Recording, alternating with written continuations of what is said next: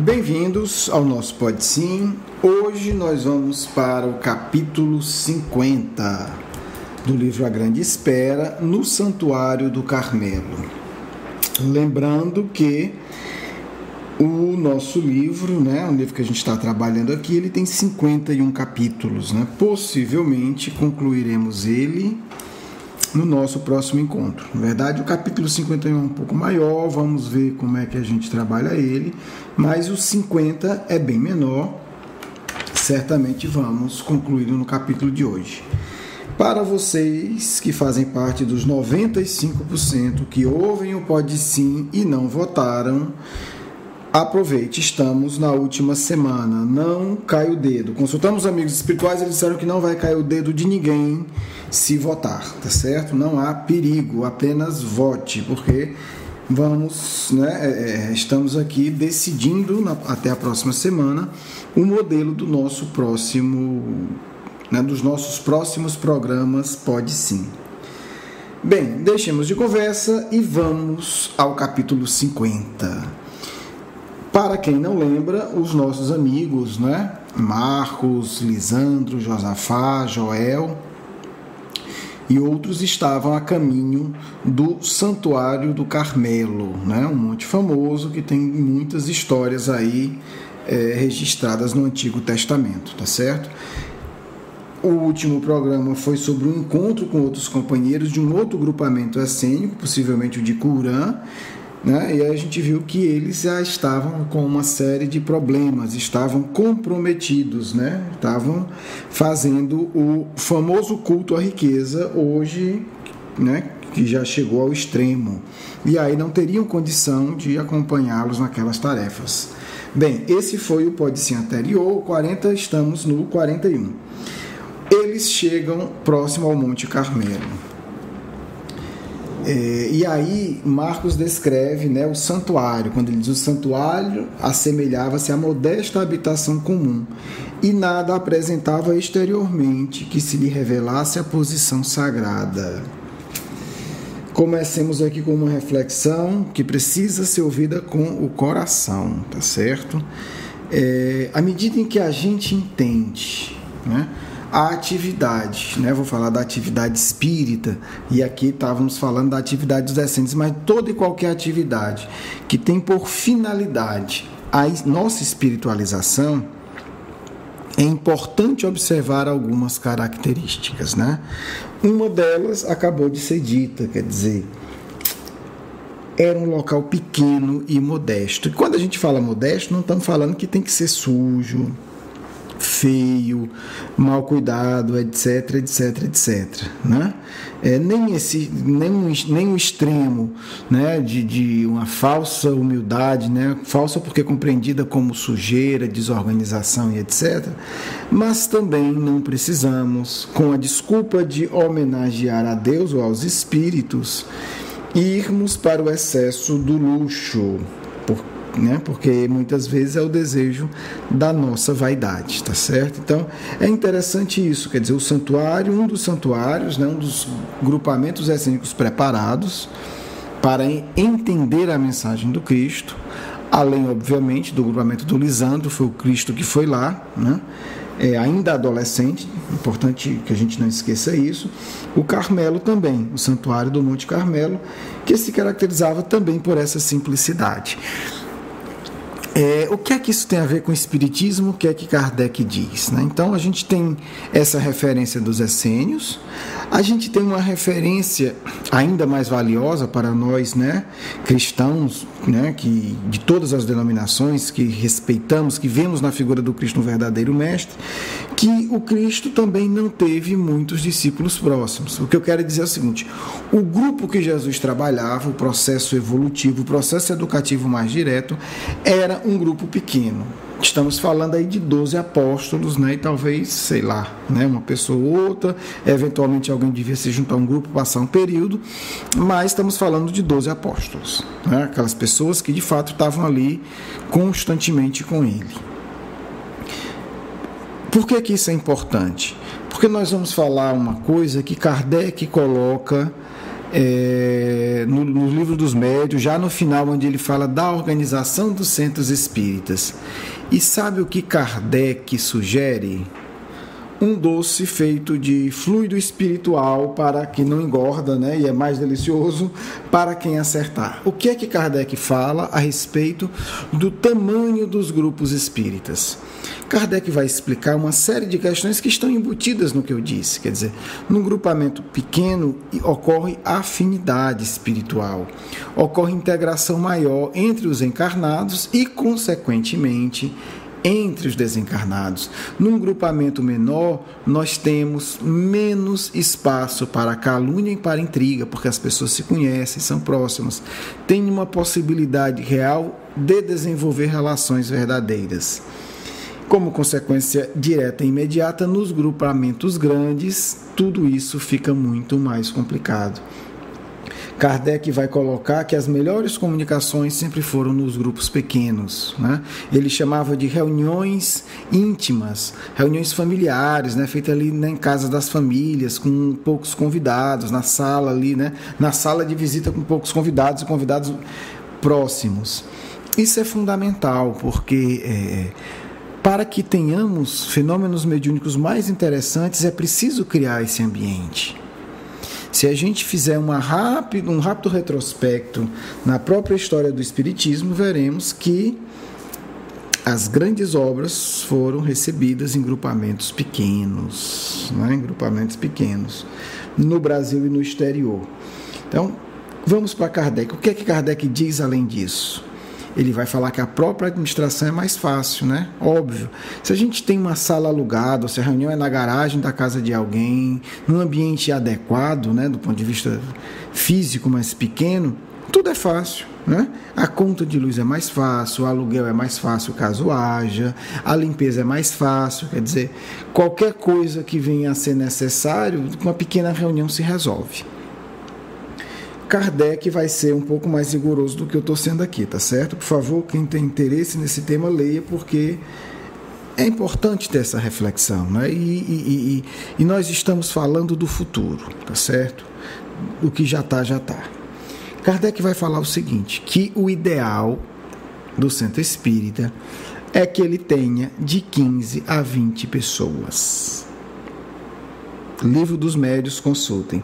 Kardec chega a afirmar o seguinte: é melhor, né, termos, 20 centros espíritas com 20 pessoas do que um centro espírita com 400. Quer dizer, Kardec dá referências matemáticas. E não é por acaso. Kardec vai defender esse grupo de 15 a 20 pessoas, por quê?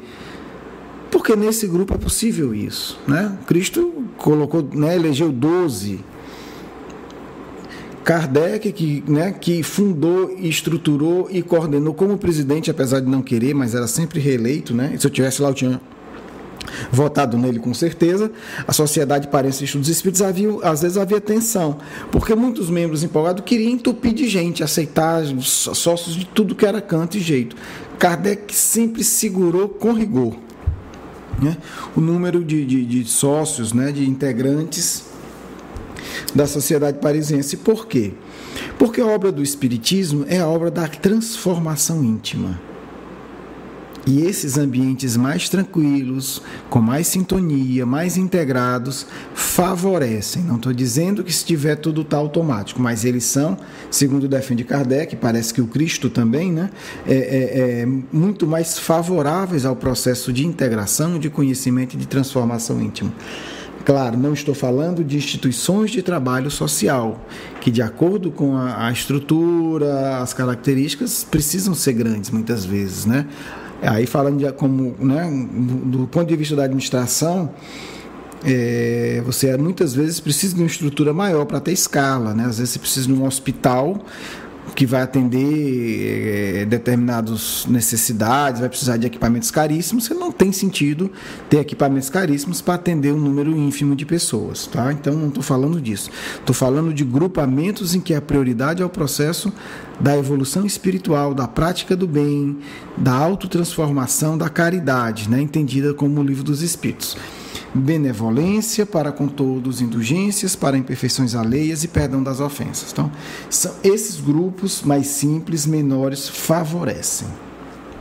Bem, o fato é o que chama a atenção disso, porque me chamou a atenção isso, né? Quer dizer, grupamentos que cresceram e ficaram ricos não estavam preparados para entender a palavra do Cristo. Como o Santuário do Carmelo estava, né, eles de comum acordo seguiram para lá para avisar, a grande estrela já chegou. Né, eles foram para lá avisar o que o Cristo tinha orientado para eles, para que os irmãos do Carmelo também pudessem seguir ensinamentos superiores aos que eles viviam, que já eram muito elevados, né, dos essênios.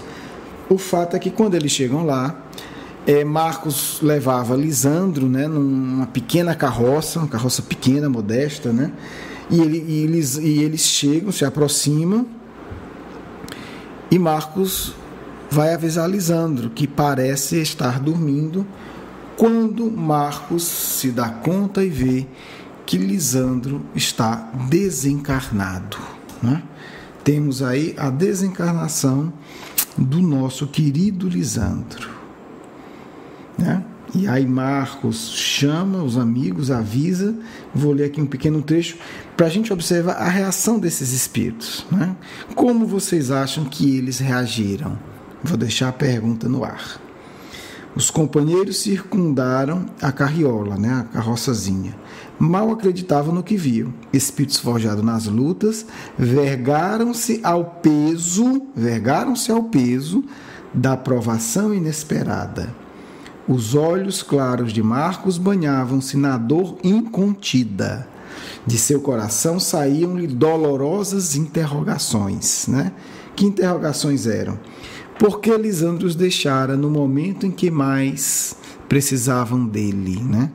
Porque agora, quando iniciavam a jornada da vida, o mestre os deixara desamparados de sua orientação pessoal. Tão absortos que se encontravam na própria dor que não notaram a presença dos irmãos. Quer dizer, eles estavam bem próximos, Marcos foi avisar Lisandro, né? Viu que ele tinha desencarnado, ficaram absortos nesses pensamentos e quando se deram conta, os irmãos do Carmelo já estavam. Bem, se você disse, eles não vão sofrer, porque são espíritos já forjados na dor, afinal de contas, espíritos que foram, né, convocados, o Cristo foi lá em pessoa, ainda adolescente, chamá-los para a missão da renovação da Terra, né? Marcos, um espírito já dessa imensa evolução, né? A gente viu que ele foi preso, se manteve absolutamente tranquilo e etc, etc. Jesus visitou na cela, conversaram e ele sofreu muito. Olha que ponto essencial para a gente refletir. Porque às vezes a gente cria uma ilusão terrível e se afunda e se atormenta nessa ilusão. Não, a gente cria duas ilusões, né? Ninguém sabe qual é a pior. Uma é que espírito superior não sente, não sofre. Outra, que é pior ainda, né? Que a gente é espírito superior. Aí a gente não se permite sofrer. E aí sofre bem mais, cria trauma. E também não permite os outros sofrerem. Então vamos começar pela segunda, né? Nós não somos espíritos superiores, os 2 ou 3 que talvez escutem esse programa me perdoem, mas os 90 e tantos % não são, incluindo a mim. Então não somos espíritos superiores, 2. Mesmo que fôssemos, deveríamos valorizar o sentimento e nunca negá-lo, porque se o espírito é superior, ele não nega seu sentimento, porque ser espírito superior significa ser espírito emocionalmente maduro, encarnado ou desencarnado. Então, vejam aí, eles estão absorvidos na dor incontida, né? Marcos está com os olhos, né? Está chorando. E se perguntando, mas agora, a gente sempre pergunta isso agora, né? Porque a gente não quer que aconteça nunca, né? Se distanciar das pessoas que amam. E eles estavam ali, iam chamar os irmãos para começar a grande tarefa. Lisandro desencarna.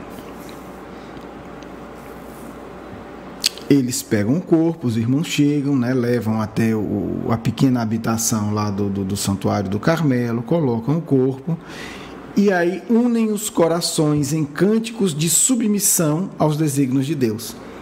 Olha aí o que é espírito superior. Ele sofre, ele sente, ele chora, mas não há revolta. Ele permite que o seu coração se expresse plenamente e não há revolta. Não sendo espírito superior, a gente deve permitir que o coração se expresse plenamente e vai haver revolta, né? E aí a gente ora para que essa revolta não nos consuma, não seja algo exagerado, porque espírito atrasado sempre tem revolta, né? Senão não era atrasado. Mas a gente deve orar para que essa revolta não se torne a questão central. E aí, com esses cânticos de submissão, vamos ver o que acontece. Olha que enterro maravilhoso, né? Enterro no sentido de, né, sepultamento, de oração, né, de despedida. Não vou ler todo, vou ler trechos. E aí começou a anoitecer, e eles nem notaram que o local começou a se iluminar. O teto escuro, cravado na rocha, estava uma espécie de caverna, de cripta, bordara-se de luzes cambiantes que desciam das altas esferas, e foi escurecendo e continuou, e a claridade naquele ambiente fechado, né? Ele continuou claro. As últimas notas do hino, eles pararam de cantar, e aí entrou outra música. Olha que sincronia. Pararam de cantar e entrou um coro de vozes celestes. Olha que fantástico, né? E olha que símbolo de harmonia. Olha como agem com delicadeza os espíritos muito evoluídos. Eles cantaram, sintonizaram, tiveram um canto de submissão, e quando eles pararam, um coro de vozes celestes se fez ouvir, partilhando das belezas trazidas pelo recolhimento e a oração. Havia um ambiente de soberba elevação, num ambiente de dor. Olha que comentário agora o que segue. Paradoxo, quer dizer, dor e elevação, mas isso era perfeitamente compreensível às almas portadoras do conhecimento racional. Essa palavra é bonita para Eurípides. Os troncos estavam posternados, quer dizer, eles ouviram aquilo ali, né? Baixaram-se, né? Baixaram o tronco e ficaram ouvindo aquelas vozes maravilhosas desconhecidas. E aí as vozes pararam. Primeiro as vozes dos essênios, depois as vozes celestes. Depois que as vozes pararam, outra voz, esta muito conhecida, se fez ouvir. Estavam de cabeça voltada para o solo. E aquela voz conhecida era a voz firme e pausada do ancião de Lisandro, que convocava os companheiros à luta, pois as lutas mal se iniciavam. Disse o Lisandro: não se perca um instante do tempo precioso na contemplação da carne, chamada aos processos de mudança inevitável. Olha que bonito! Marcos erguer a cabeça. Para quê, né? Tá, ele mesmo conta aqui. Queria certificar-se de onde vinha a voz e a identidade, né? De onde vinha a voz e quem era a identidade daquela voz, né? Nosso querido Marcos, romano, objetivo, né? De uma inteligência belíssima, levanta e vê, tá vindo de onde isso? Lisandro encontrava-se mais vivo do que nunca, fulgurante na esplendência da nova roupagem. Estamos falando aqui do perispírito. O ancião já conhecia, né, o discípulo amado, aproximara-se vagarosamente do companheiro querido e concluiu acariciando de leve, com as mãos luminosas, a cabeça do moço. Quer dizer, ele olhou, viu o Lisandro, Lisandro veio e fez um carinho, né, na cabeça do Marcos. Isso é que é um enterro legal, né? Esse, quem sabe a gente um dia participa de um desse, né? O morto vem, tem a voz, tem o cântico de vozes espirituais, depois tem a voz, né, do falecido, e depois o falecido se materializa e consola, passando a mão na cabeça do discípulo amado. E aí o que é que ele diz? Entregai meu corpo aos cuidados do generoso pastor, que se aproxima do santuário com o seu rebanho. E aí o pastor, né, era um jovem pastor. Mas pastor também aí é o símbolo do Cristo, né? O pastor, né, nós o rebanho. Ele fará o necessário. Sigam todos adiante. A obra mal desponta e não deve sofrer atrasos. A grande estrela espera por nós. seguirei convosco até o último dia. E depois, a voz amada prossegue, depois de uma ligeira pausa. E não estaremos sós. Grupos luminosos, equipes avançadas no bem, mobilizam-se para a grande tarefa. Quando ele fala isso, uma imensa chuva de luzes despende-se do teto, com uma afirmação soberba das palavras de Lisandro. E aí ele vai descrever, continua, camadas esbranquiçadas, Quem sabe o que é ectoplasma sabe o que é isso, cintilantes. E aí a gente está falando de um ectoplasma de qualidade excepcional. Sacudiam-se e ouvia-se o som de invisível orquestra, semelhando-se à cascata que rumorejava no dorso da montanha. Acostumados ao silêncio das coisas puras, aqueles sênios de ouvidos disciplinados registraram novamente o cântico das alturas. Os louvores sublimes atestavam a presença de espíritos superiores. Bem, amigos, não precisa muito comentário, Os fenômenos mediúnicos, vamos trabalhá-los no nosso curso, fenômenos como esse, quem ainda não conhece, vá no nosso curso e vá acompanhando que a gente vai estudar passo a passo como esses fenômenos mediúnicos acontecem. Vamos destacar aqui a informação mais preciosa, quer dizer,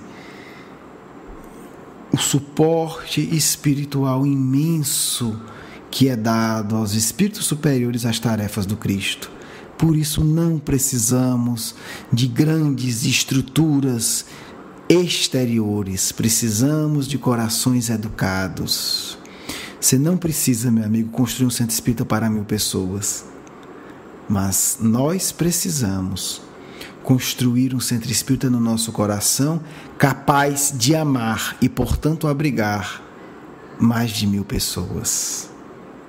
Essa é a mensagem, que nós recebemos aí dos nossos queridos irmãos essênios, verdadeiros cristãos, esses os cristãos da primeiríssima hora.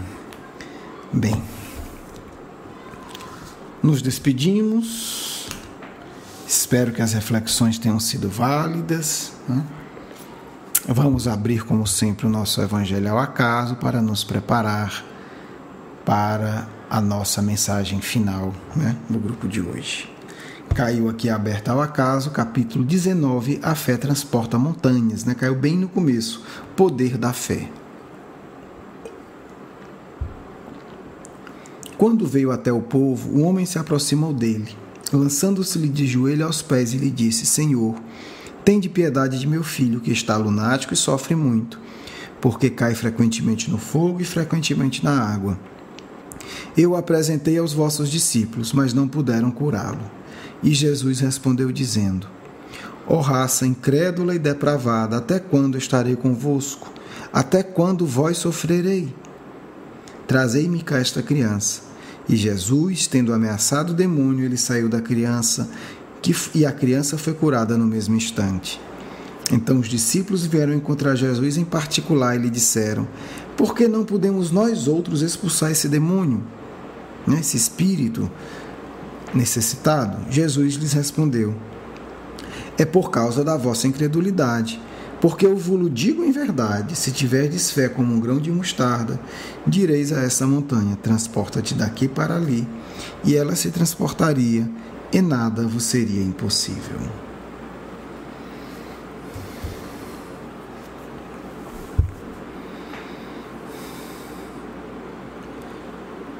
Pai de amor e bondade, que Tua misericórdia infinita toque os nossos corações, nos envolvendo em Tua luz e em Tua paz, para que o Teu amor se faça vida em todos os instantes e em todo o nosso ser. Que assim seja. Paz em seus corações, amigos e irmãos em Cristo. Fé. Fé ante as dores da vida. Fé ante os embates necessários para a conquista de si mesmo.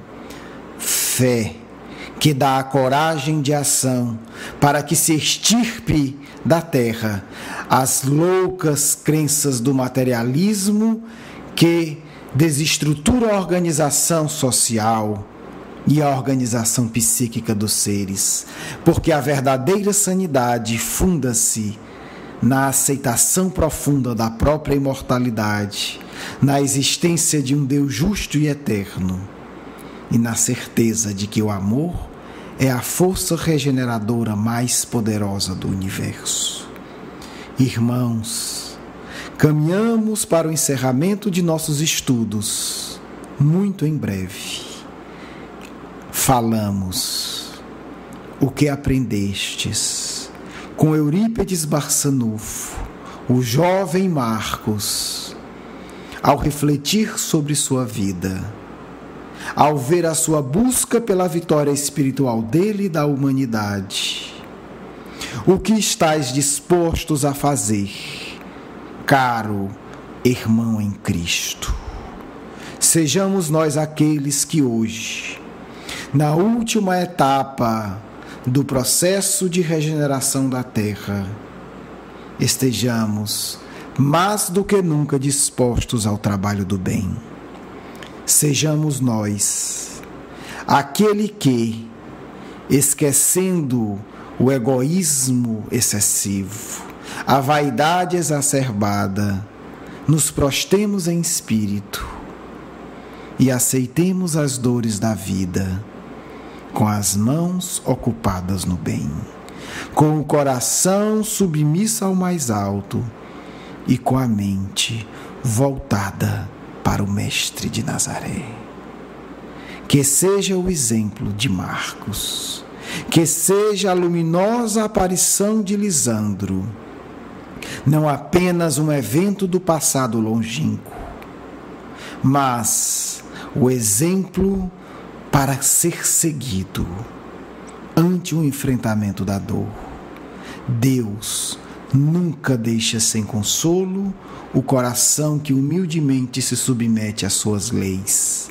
Deus nunca deixa sem amparo o coração que ante a dor não se imobiliza, não foge da tarefa a ser empreendida. Fazei, pois, como Marcos, aceitai a dor necessária, mas também tendes a fé no futuro, a fé que opera e a fé que cura as feridas íntimas e as feridas sociais, quando age em nome de Jesus. O tempo é de reflexão. Sombrio será o futuro daquele que, absorto nas loucuras materiais, não tem tempo para si mesmo, envolto apenas nas lutas do mundo e iludindo-se que o Cristo é atividade secundária. Luminosa será a experiência daquele que, como Marcos, com o coração dilacerado e numa cripta sombria, ao olhar o corpo do Mestre amado, eleva-se a Deus. Porque vos asseguro, a cripta se iluminará e o pastor virá em auxílio, e a missão será realizada e a paz verdadeira conquistada. Coragem, avante! Do alto Cristo nos olha e guia. Sejamos nós, hoje, os discípulos da verdade. Caibar.